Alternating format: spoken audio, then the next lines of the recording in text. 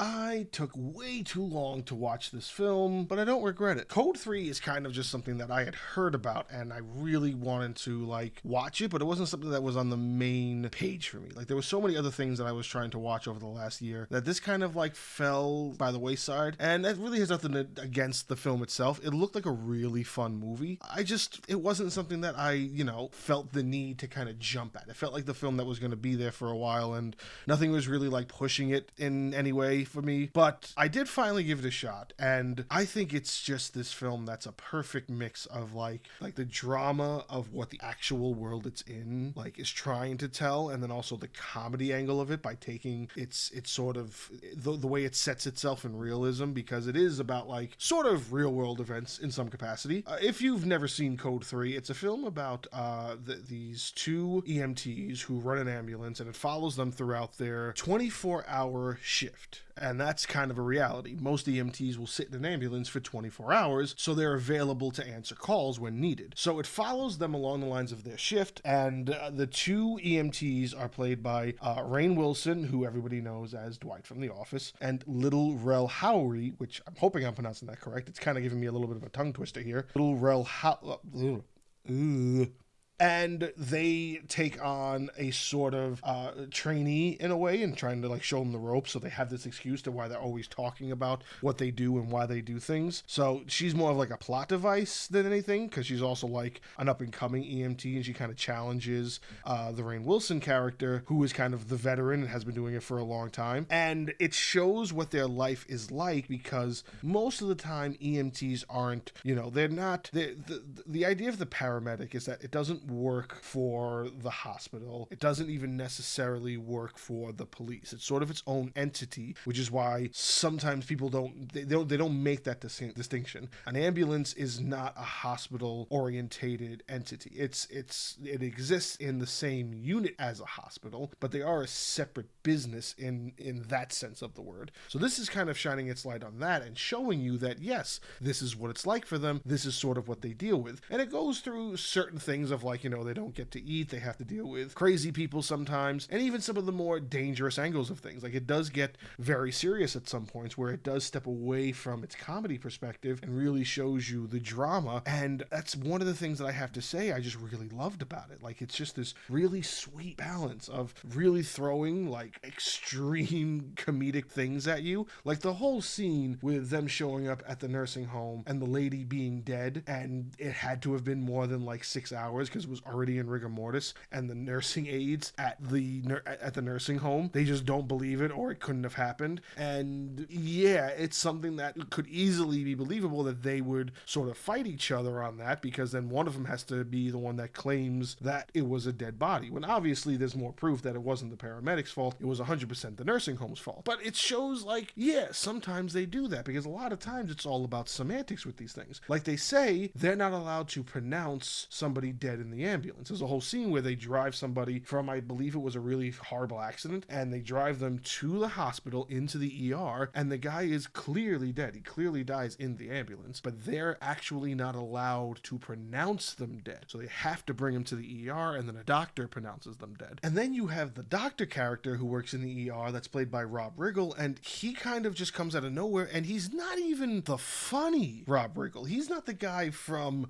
Step Brothers that most people have been exposed to him for. He's an asshole. The majority of the time, he's a real dickhead doctor, and it's a really interesting dynamic, not just to see his face that you normally correlate to being laughter. He's really somebody that you hate for the majority of this film, and you hate the fact that he talks down to Rainn Wilson's character. And Rainn Wilson is the main character of it, because it shows how much he wants to leave and do something else, because he's really sick and tired of the lifestyle of a paramedic. And showing the lifestyle of a paramedic, I know a few people who are EMTs back in New York. I don't know if they still do it, but I remember being with them as they were having their journey towards the certifications they needed to be EMTs and to be paramedics and to be on the ambulances. Some of them went on to be firefighters. I believe some of them went on to lead completely different careers after they did their stint in there. But it does take a lot, and the toll it does put on you can sometimes be, life-changing in some capacity. And I believe that what this kind kind of shows to people, even if it is just a film that's based in fiction, it has a sense of reality, especially when it comes to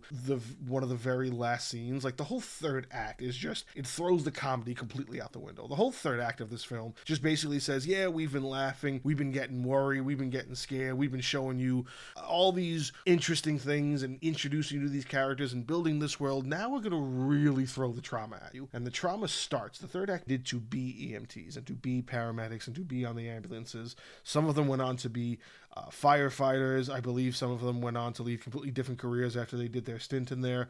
But it does take a lot, and the toll it does put on you can sometimes be, life-changing in some capacity.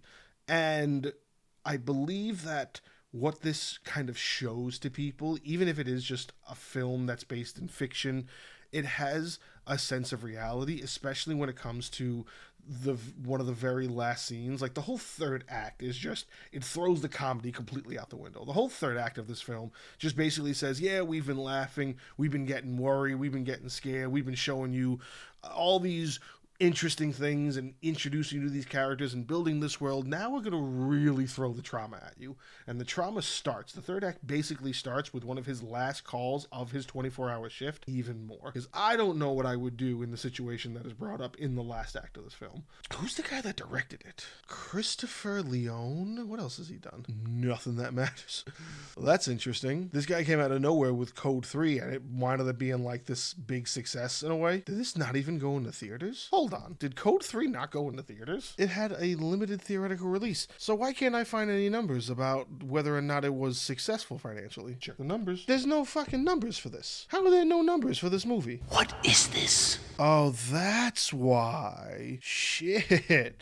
This film was only released in 27 theaters, so it made slightly over $35,000. Yikes. How much did it cost to make? The production budget for the 2025 action comedy movie Code 3 has not been publicly disclosed. Production companies Circle of Confusion, Wayfarer Studios, and Concourse Media have kept the exact financial details of the film under wraps. Why? That might be the interesting bit of this entire thing. Why would they keep it a secret? Production companies keep their budget under wraps to protect their competitive advantage, retain negotiation power with cast and crew, and minimize tax liabilities. This secrecy prevents inflated pricing from vendors and avoids public scrutiny if the project struggles to recoup costs. I guess that makes sense, but how are they allowed to do that? That's gotta be a first for me. I usually am able to find some kind of report of the numbers that a film can usually make. Because, all that, it should be public knowledge. That is very interesting. This is not what I was expecting to kind of, where I was going to take this when I was want to talk about it. I'm a little